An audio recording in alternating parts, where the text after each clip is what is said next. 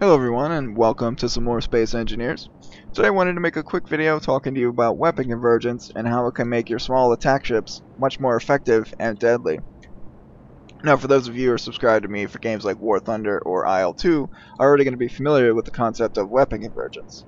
But for those of you who aren't, it's quite simply, we'll put it in the context of Space Engineers here. I've got this small attack ship and I've got 4 cannons mounted on it. Now traditionally, the way you mount them in Space Engineers, they're all going to be firing perfectly straight. All their bullets will never ever meet or converge at a single point. Now convergence is essentially, just like it sounds, you take each of those cannons and you have them aimed where they all will meet at a single point in space out in front of the ship. This makes the damage dealt at that specific point much greater, and it also makes it much easier to hit your target with the most amount of ammunition. So let's go ahead and show you what I mean here. So we've got this ship with the traditionally mounted cannons, and you can see this is a near range target, and all 4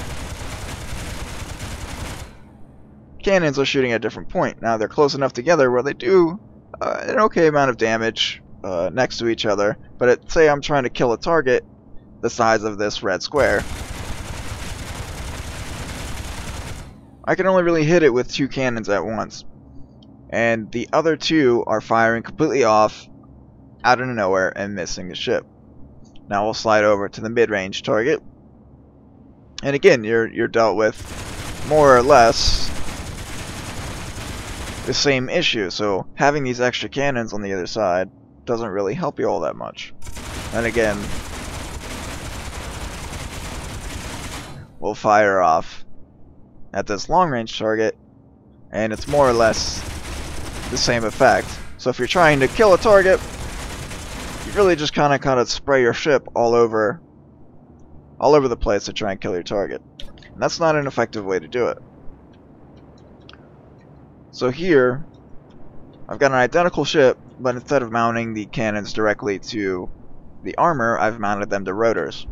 And then what I did was, I lined the ship up at a wall, much like this, and then got them to converge at a single point.